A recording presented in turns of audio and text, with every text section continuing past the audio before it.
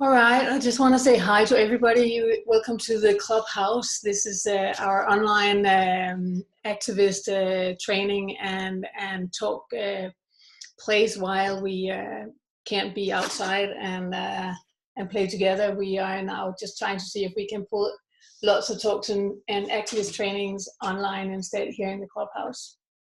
So on Mondays, Lucy and I together, we will have these conversations where we will talk to different people about, how do we stay active and how do we also stay as activist football players in this time that we are in right now. We encourage people to join in, and you can write, questions also in the chat. So we at the end also can have discussions and talks with people who are joining us also here. First, I will say that I'm Ishita and Viola, who is our guest today.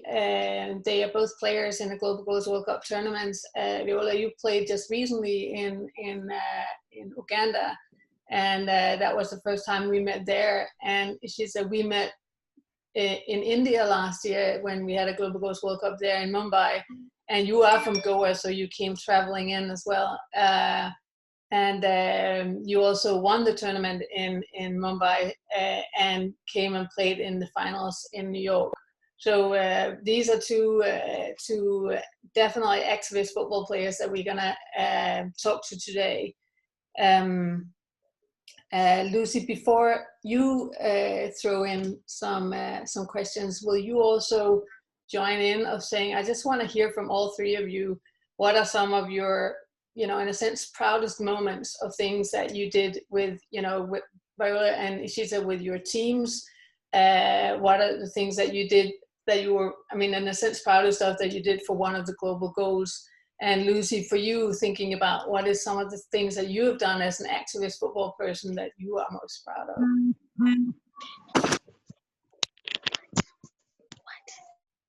Who goes? Ishita, do you want to go first? All right. So first of all, thank you, Majken, for having us all here and for starting the Clubhouse initiative. I think it's really cool and important for all of us to stay in touch and stay active and stay activists, like you said. I think from my entire experience from the Global Goals World Cup, the proudest moment was to see the girls who were on the team. Like I said, they haven't had much experience of travel before, or being on the limelight or doing something in the activism space.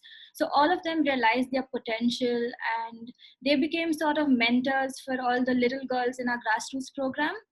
And they sort of felt that they have some sort of responsibility to talk about important social issues, to spread the good word, to encourage girls to play football. And I think just the whole Global Goals World Cup experience made them more confident and made them believe in themselves as individuals. I don't think many of them before this sort of understood how much power they had within themselves. They probably thought that to be someone, to make a change, you need to be someone super successful or working for a big company. But they realized that they could be activists and could be mentors, just doing what they love, that is playing football, encouraging people to play it, and just spreading the good message of all the sustainable development goals that we played for. Super cool. Viola, will you go?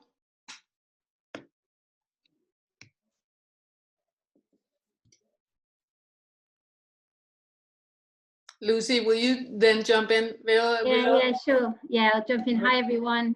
So my name is Lucy Mills, and I'm a program manager at Barça Foundation. I'm based in Spain, and I oversee a portfolio of programs that are football-based, but promote social inclusion, education, life skills, and are really inclusive of boys and girls alike. And so I think on a personal level, a proud moment has been an activist. I think sometimes that term has a very lofty definition. It has a very grand definition. And actually, when I think about how every Wednesday evening week in, week out, whether it's sunny or rainy, and it's not often rainy here in Spain, I'm very fortunate, but having lived in other contexts where there is a lot more rain, and going out there on a social level, no longer playing football competitively as I used to, but being around like-minded women of all ages, sizes, abilities. I think that this experience, it brings us together. I think it is a form of activism. It's women occupying public, visible spaces. And I think that we are all in our very small ways being activists. Through to on a professional level, having the privilege of working for and representing a football club like FC Barcelona, which is, you know, an incredible privilege and experience, and coordinating programs where I'm in a position to design programs and manage programs and evaluate programs, and then try to amend and improve and adapt programs. Feeding in, prioritizing women and girls where possible through this process with intentional recruitment processes for female coaches to try to get at least 50% of our coach cohort women, through to looking at what the experience of our programs is like for girls and for women, and often there are different considerations in terms of emotional safety and physical safety and accessibility for girls. So I think constantly being conscious of this in my daily work at Barça Foundation, it makes me feel like a women's sport activist on a daily basis as well. Yeah, that sounds amazing. It's also a beautiful, in the sense that you said also that you are going for the 50-50 within your, within the foundation of men and women working there. So Viola, just, you know, if you will kick in on just saying that, what are some of the things that you were really proud of when you were playing in the Global Goals World Cup with your team? What are some of the things that you did for, because you were playing for Goal 1? I was proud of 3 things. One, I'd never seen my team before. No one knew how to play football, and we were all amateurs. But seeing the team coming together and working and training, before we didn't have even a coach, but everyone was willing to go on YouTube. We wanted to first learn the basics of soccer, and then we called upon them for training. We all turned up. It showed that they actually wanted what they were doing, and the action towards Global Goal 1 before the tournament, I was actually amazed by my team, because we had an outreach to an island called SUYAWI Island, and and we were empowering youth and women entrepreneurship. We taught them how to make liquid soap, and it was really amazing. I saw the whole team collecting funds, and also when we reached there, the boats were so old, but people were willing to get on the canoes just to reach out to that community, which is far off. Yeah, it's like in another world, and it's really amazing. So, and yeah, we taught how to make liquid soap, and then we came back. I saw many crying because they were afraid of the canoes. They were old canoes. Yeah, but it was amazing seeing that they were doing it for the community. Yeah, and also when we were making a creative attire, everyone came on board because we wanted to be unique, we wanted to be creative. So everyone brought in ideas till we came up to that one last idea. And also on that last day before the tournament, people were actually, it's like at 10 p.m. We were working together. Everyone was doing something, the embroidery and all that. So it was actually amazing seeing people come together to work towards a common cause. And after the tournament itself, after the Global Goals World Cup East Africa, I saw that team interested in soccer because they were like, let's continue with soccer. So we were actually going to continue training, and we were all like, oh, how are we going now to impact the different communities or what? So I'm really excited. Before the corona thing came in, people were actually eager and wanted to actually go back for practice. Yeah, and we trained. Really amazing. Yeah. And I'd never seen myself playing soccer before. It was my first time, but I'm also actually ready to take it on to the different communities because it's really exciting. And the amazing thing about Global Goals World Cup was gave a chance to some of us who didn't actually know football. Because actually for me, what encouraged me to come with my entire team was because of the other scores like creativity and all that. So I was like, if I don't know soccer, at least we can get in this and we can learn the basics of football. So it gave us a chance. And at the end of it all, I ended up loving soccer and not stopping here with my team. We are continuing with this.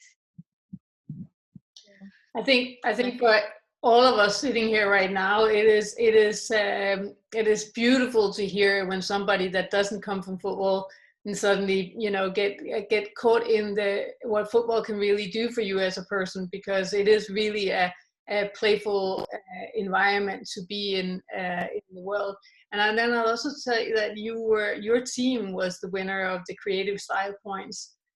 And it's funny when we say to people, one of the points that you score for in the Global Goals World Cup is creative style, and people are kind of like, yeah, of course it's fun to come up with different things that you can wear, but we have to think about how we upcycle and how we recycle, and we really also have one of our big things is that for us to make sure that teams spend time together, both training and creatively doing something.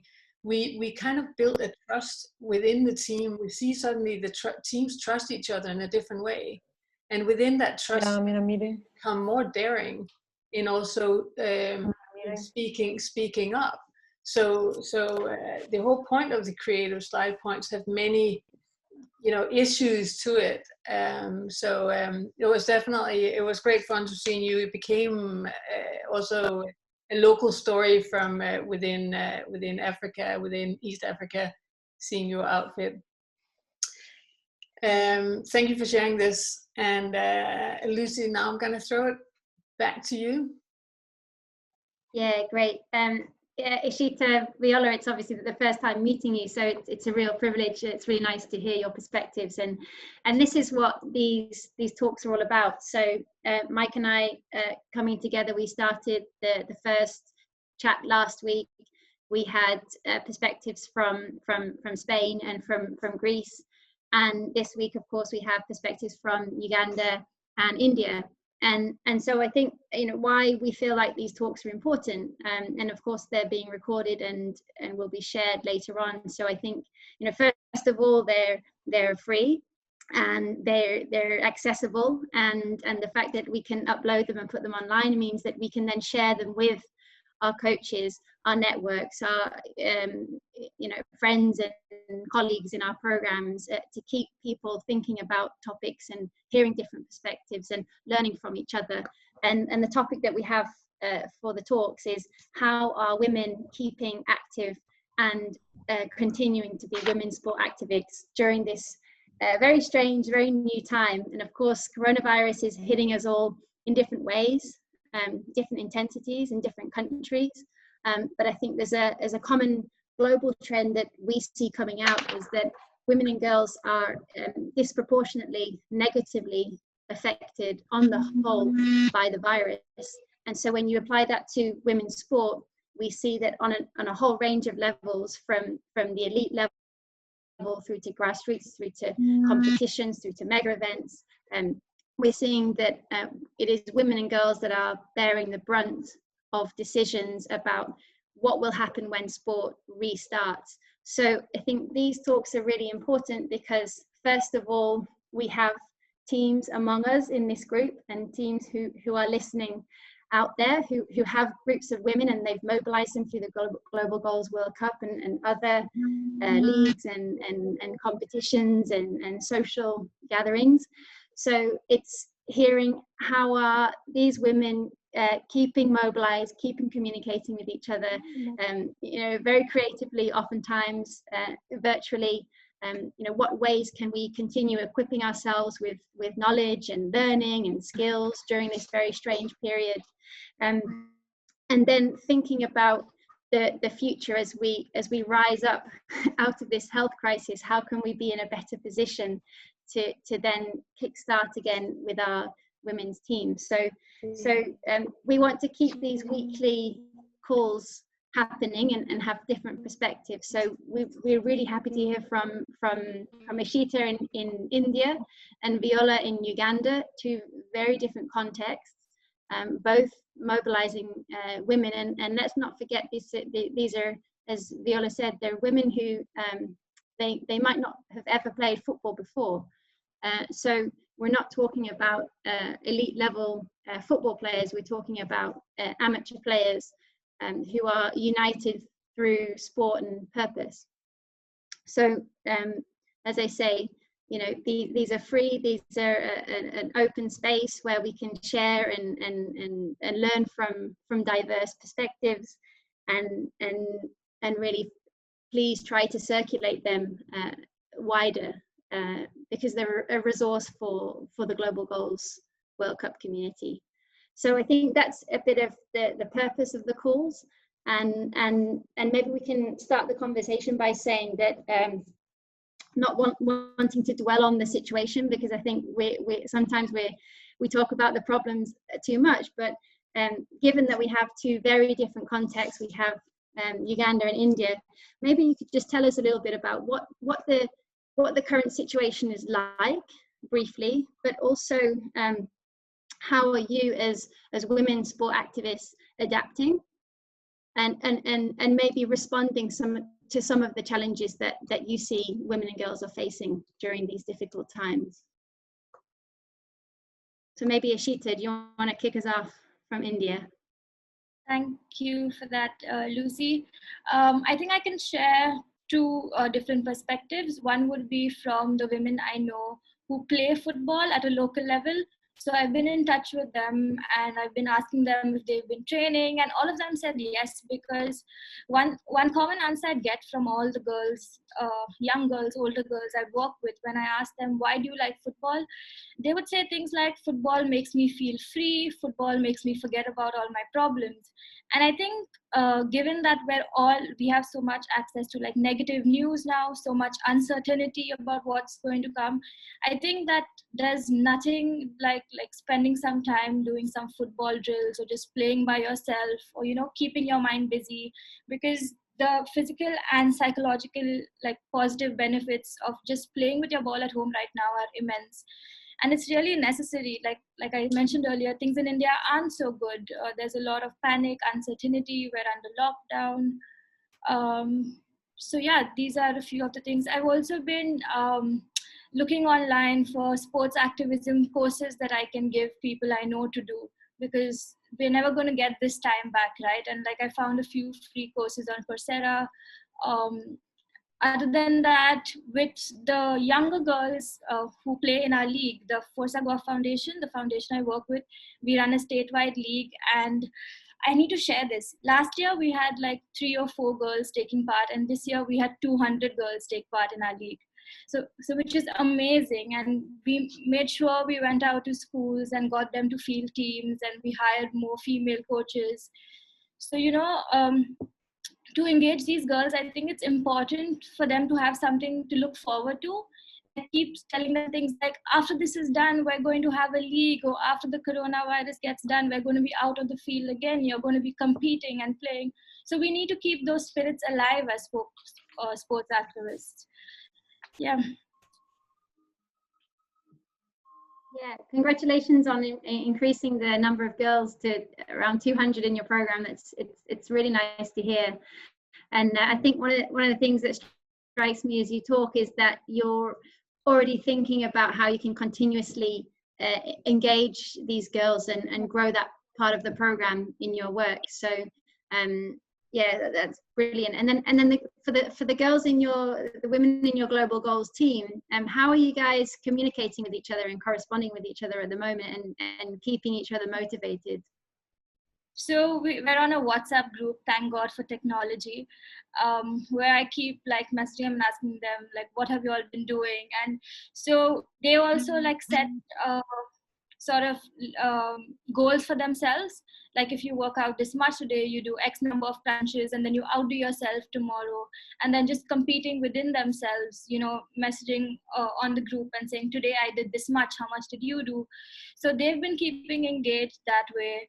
Not many people are allowed to get out of the house. So everything that has to be done needs to be done from home. And a lot of the girls I work with also live in very confined spaces. Some of them don't even have enough room to do a football drill at home. So we're trying to sort of find solutions for those challenges. Other than that, we've been getting our coaches to make small video clips on football training things and tips and tricks, and we upload it on our Instagram page. So, you know, we want to keep the passion alive. We want to continuously engage as much as we can with the children and our audience here. Fantastic. Loads of ways to motivate and keep the passion alive there, obviously virtually, and trying to overcome the challenges like confined spaces. And Viola, I'm not sure any of this resonates with you, and maybe you could share with us a bit about what the situation is like in Uganda. What are some of the challenges that the current health crisis is bringing to women and girls and your team? And maybe if any of the things that Ishita is saying resonate with you.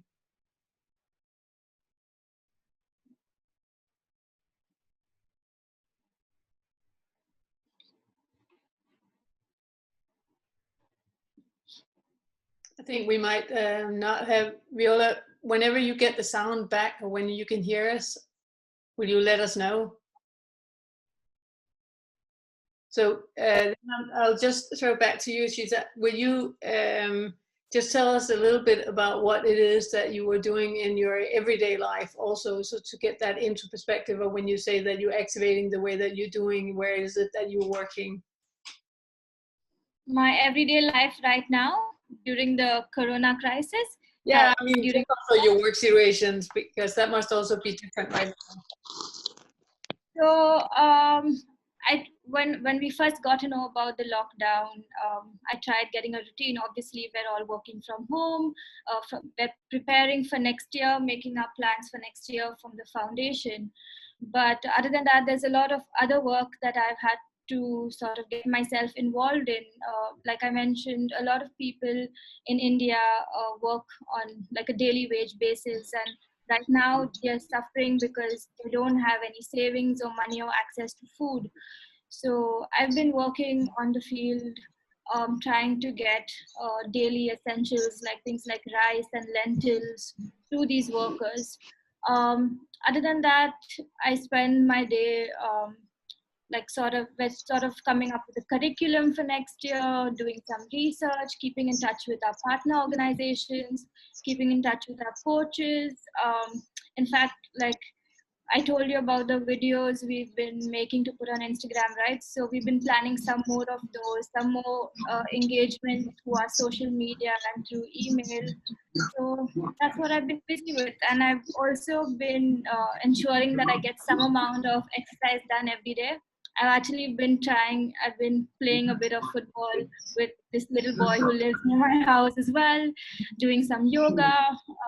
Yeah, that's what a normal day looks like. It's really busy though. Yeah, so I mean, the other day when we were talking on the phone, that you were actually physically going out somewhere, right? I mean, you were out with the period pads for girls and women in the slum areas. It's like, is it yes. outside in that sense? So I take every safety precaution. I only go outside when it's absolutely necessary, but because of my line of work, I've had to go out. I wear gloves, a mask, I sanitize. But it's important to go on the field to get a proper idea of what is happening. I need to assess the situation because I can't, it's difficult to understand over the phone. And a lot of the girls I work with also come from families where they face some sort of like domestic abuse. So I've had to go out and like meet them so that their families know that, okay, it may be locked down, but they still have access to the outside world. You can't be up to these things. So I've had to step out and yeah, it's been hard in India, but hopefully it will get better. Yeah, that one of the realities that we're seeing. So with the local organizations that we fund and we partner with and we co-develop and deliver programs with, is that their everyday programming, so very much like you, Ishita, is all programming has stopped. And many of the organizations that initially there was a lot of fear that that these organizations, and some of them are small community organizations, NGOs, that they would, collapse, that we would stop supporting them, that some of the coaches who are sometimes on informal or temporary contracts, or refugee coaches that don't have certain workers' rights. So, these organizations are somewhat vulnerable to and are being the hardest hit. So one of the things that we emphasize right at the beginning is that we, when we enter into partnerships, they are on a long-term basis. So we've tried to do a good job to reassure the organizations we're working with, and also to reassure the club and our sponsors that we all need to hold tight and weather this storm for a few months. And actually what we've seen is some of the community and the local organizations that we work with, for example, in the refugee camps in Europe, they've diverted their attention, so they're not able to deliver sports programming, but they are then delivering humanitarian work, or provision of food, provision of medical supplies. So some of the things that you're also talking about, Ishita, is that you've dropped your day-to-day, but the role of these sport for development organizations is still critical and is still important. Yeah. And they're taking on a different role in the meantime, right? Yeah. So what you're saying really resonates with me and my organization, because as soon as this happened, we had a call with our president and we were like, okay, how can we help? We don't have any of our on-ground programs on right now. Of course, we still have work, but we have some free time. And he told us that if y'all are doing, like, let's come together, like we have a good network, we can even help fundraise. And that's what we've been doing. Like, all our work has changed into now humanitarian and relief work, because it's important right now. And also the thing you said about reassuring everyone, we had that concern as well, because there's so much panic and uncertainty, that I think right now it is so important to just reassure the people we work with or our partner organizations, and just like communicate, because uncertainty isn't good for anyone, and we don't want anyone, unnecessarily upset or anxious. So like the club that we're associated with, FC Goa, as well as our foundation, we've made sure that we communicate with our coaches or partner organizations, even the fans. I think that's super interesting, the whole thing about how do we reinsure each other in a time that we are in right now, right? I mean, we try to reinsure something that nobody is sure of. But then also, I think that maybe that whole thing leads to at least saying that we will talk together, and we will talk and play around with new ideas and new ways to say that maybe we can't reassure it to each other, but we can definitely talk and make us feel maybe less lonely or less,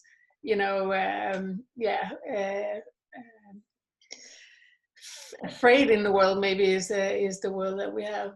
Viola, I'm just super curious to see if you can hear us now, and if you'll try to speak back to us, and so we can have also add you into the conversation. off, so I didn't hear what you just. Would you try to move a little closer to your computer or to the sound? You're a little difficult to hear. I didn't hear the last conversation because of my network, so it went off. My network is on and off. Yeah, but try. I think Lucy, if you will just throw in a question for Viola, then let's see if we can get it up and going. Otherwise, we might have to write it on later. Yeah, Viola, if you can hear me now, I was asking you before, how, you know, what's the situation like in Uganda now, and how do you see, what are the challenges that women and girls, particularly in your team, are facing, and what are some of the things that you guys are doing to keep inspiring each other and keep communicating with each other as a team? And here, Viola, I'll also just say that I think that you can also introduce yourself with the work that you're doing, because I think that there's a strong connection to your new, fairly new organization, company, and the team that you played on. So also just explain to us a little bit about that. Okay. I'm the team captain for Team SUYAWI, and in SUYAWI, we empower youth and women in entrepreneurship. So our team wasn't just a new team.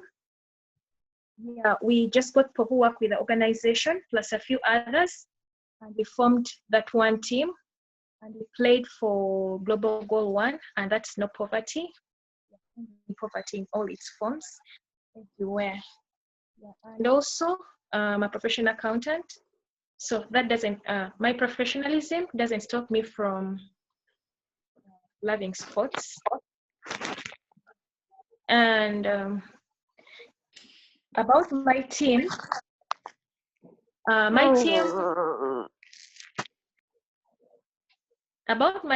it's a bit challenging, because for us, Uganda, we were caught unawares because of this virus.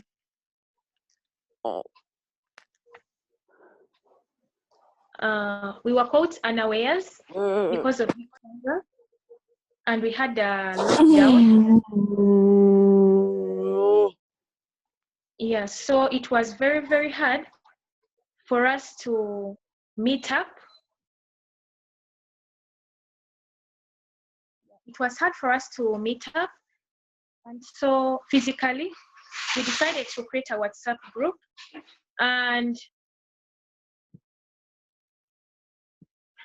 we created a WhatsApp group, and to do with soccer, we've been sharing different videos from the Global Goals Facebook page, because all of us don't have, it was very hard, we don't have a coach, so we try to keep I try to keep the team engaged. So I always share the videos with them and the links, so that they keep up with the videos there on the Global Goals World Cup page, Facebook page.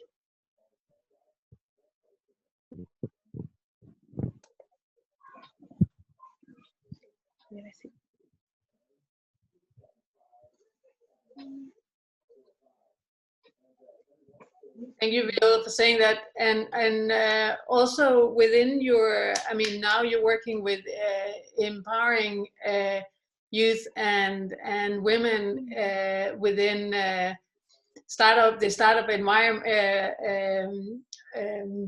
world. How is that going right now? In a sense, do you see new ways of people talking about how do we stay as maybe not just sports activists, but also, you know, activists for entrepreneurship? Oh yeah, it's a bit challenging, because we already had programs, we already had workout plans, and that was going to schools, and of which now schools are not, the schools were closed and all academic institutions are closed. But in these different communities, we can't go to those different communities because we have to stay indoors. But then as we were indoors, I thought about something and I was like, there is a better way also to reach out to these communities without us actually being there physically. And so I thought of something with my team of creating videos and like healing videos in like bakery, crochets and dorm mats, you know, that those are things, because when you go in those communities, you teach them on how to make liquid soap, empower them to teach them on how they can add value on their products, those in agriculture, and then those with crafts, because at the communities we go to, they're actually economically disadvantaged communities, and these are people who most of their livelihoods, for instance, in SUYAWI Island, where we went the other time with the whole team before the tournament, it's agriculture, it's fishing, and the ladies don't do anything. So they're just there doing nothing. And the government had stopped the guys from fishing, the men. So people were just seated there, and it's a really, really poor community. So we went and empowered them and taught them on how they can make liquid soap, which they can use for both domestic and commercial purposes. And now this time round, we were like in such an instance whereby we cannot go actually there. We can use social media, and we get different people with a different skills, and they show actually people what to do. And if it's bakery, we can always keep them engaged, and we tell them to practice, see what we are doing, and they follow up, and then afterwards they give us feedback. So if it's like bakery, they can show us what they have done, and then if it's like crochets, or if it's making necklaces or something, so we show them what to do, and then we tell them to give us feedback, and then they show us their finished products. Because for us, in actually what we do, we don't just teach them or encourage them to work, but after them working, making those products, we help them get markets. So in this period whereby we cannot reach out to them physically, that's what we had thought about doing. That is super cool to hear. It'll be fun to see some of the videos that you guys are making for everyone to learn how to do liquid soap, and because I think that would be helpful for anyone to learn how to do in these times. Okay, Lucy, back to you. Yeah, so obviously, so both in India and Uganda, you're both restricted movement-wise, and you're not doing your kind of day-to-day, and you have this remote communication with your team. So during this period where I guess some of us are no less busy than we were before. Ishita, you said that you're busier than ever. I'm curious to know from you both, what are some of the things that you're learning about this experience, and how if you're communicating, if you're engaging differently with your teams and with the women around you, or if you have any new ideas or priorities or thoughts about your work as women's sport activists, and you know, some of the lessons that you're learning through this period, this very strange period where it's a bit of an emotional roller coaster. I would love to hear some of your thoughts and learnings.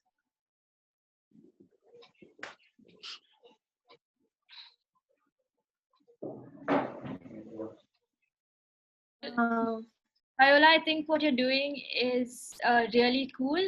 Empowering women to do things on their own, teaching them to make the liquid soap, like you said, which is very essential right now, the necklaces.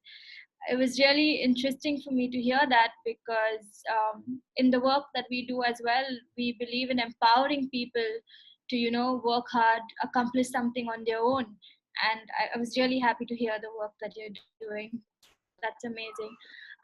Lucy, to answer your question about lessons that we've learned so far, I think for me personally, I'm still in that phase where I'm still adapting to this new normal, as we can call it. I don't think I have any lessons so far, but there are a lot of things I've learned about spending time on your own, like adapting, making the most of what you have. Yeah, like I just feel that it's so important to take a step back, look at things, get opinions from other people. Like, this has been a time where it's been busy, but at the same time, I've had some time to reflect on how to go forward. And that's when I had a few learnings, and I realized that it's really important to keep people's spirits up. Like, I don't think this is a good time for too many people's mental health. I think everybody is anxious, and actually mental health is a huge part of our organization, in the sense that one of the goals we played for was good health and well-being, right? And when we speak about good health, we don't just speak about physical health, we speak about mental health. We have a lot of workshops with our grassroots coaches on mental health awareness. Since they engage with so many children, we want them to be able to, respond to signs of any mental health issues that they may see in children. And yeah, from this time I've learned how important it is to take care of ourselves and of those around us. Just be aware of things, and be positive, I would say. Like, be hopeful and positive, and spread that. Like, keep people excited and engaged. Like, that's why I've been telling the girls, like, okay, like, you have time to stay at home and practice, and if you want good at your left foot, start using your left foot, or just keep them excited about what's to come. I think that's important. Yeah, that's fantastic, and it's the epitome of a coach and of a leader, and also as a team. I know from my personal experience, having my teammates who I haven't seen now for about 6 weeks, but I know that they're there. I have regular communication with them. It's an emotional, supportive space for me, and I think this is what Global Goals is all about, right? It's creating these kind of hubs of support communities for women. So it's really nice to hear that you're keeping spirits high and motivating others. And you touch on a really good point about it's often forgotten in terms of like mental health and the isolation that people are feeling during this time. So if you're a part of a team, and if you can keep encouraging, being coaches, and keep bringing women together through your team and your role as a coach, then you overcome hopefully some of the isolation and mental health challenges that we're facing. So Viola, I'll put that question to you. You're also communicating with your team remotely. Any learnings through this period? Anything that you're thinking that you might change from now on, or? Yeah, and for me, my eyes have been open to new ideas, and I've learned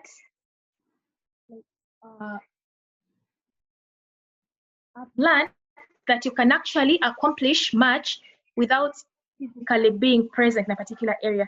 And because of our limitations here in the country, I asked myself, like, what is it that you can do to maintain that bond that we had as a team before this event, before this outbreak, the corona stuff. And it was a bit hard at first. We were communicating, yes, but after the communication, because I don't know what was happening in people's lives, whether they're okay in their homes or not. But then afterwards, I realized that I could actually find a way of engaging them. And for me, in this period, I took advantage of the Clubhouse, which was those videos they were sending on the Global Goals Facebook page. And I decided to actually be sharing them with the team. Yes, I decided to be sharing them with the team. And many other I decided also to use this period to think about how we can actually continue in this kind of life, assuming we stayed in this situation for like the next 2 years or something, like how we could actually reach out to communities. So I've actually been thinking about that, and it's actually what I'm still thinking about, of how we can actually continue reaching out to the different communities and to our friends, assuming this is to continue for like 2 years. I think I think that is a strong one in the sense to end on, right? For all of us, of saying, okay, how are we gonna figure out new ways if this is, because it probably most likely at some level will continue being as it is right now. So I think share you know, any good ideas, please do share them whenever you have thought about what could be a 3-year period. It would be super interesting. And then I just want to say thank you all for joining, and thank you for leaning in on this conversation and taking on, Ishita, your thing of keeping up the high spirit. So what we want to do as the end of this, and you please, if you have 2 minutes, please just share and watch it. It is the video from the Global Goals World Cup in India, where Ishita's team, they won. It is just really, really playful to see how it was done in the collaboration with a local school in Mumbai, and to see both the women and all the school kids coming out and having a great day of football. So on that, Marie will put on the video, and I'll just say, Lucy, from our behalf, Lucy and I, just thank you for joining in this conversation, and let's continue staying connected and talk soon. Thank you so much. Can you see my screen? Yeah. Yes.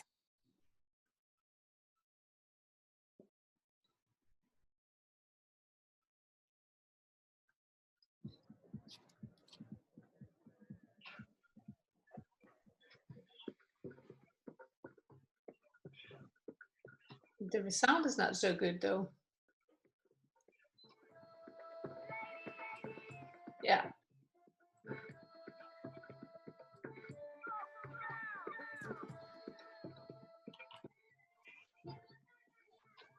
Marie, can you turn it up?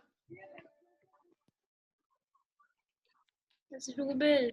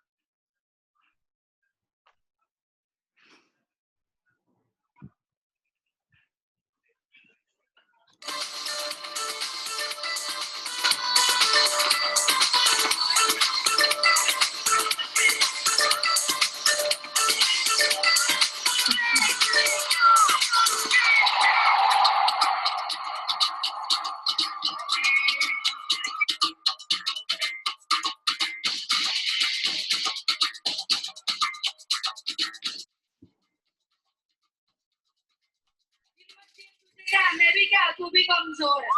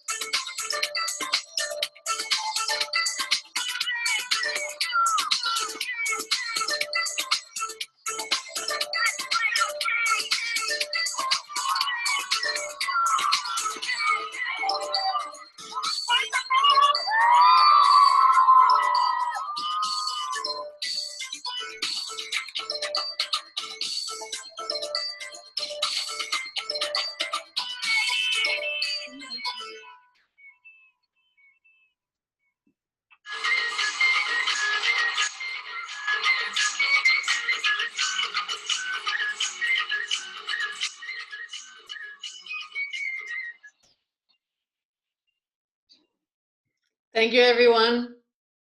Have a great night. Congratulations, Ishita. That was amazing. Awesome video. It always makes me happy. See you guys. See you. Bye. Bye. Bye, everyone. Thank you. Bye.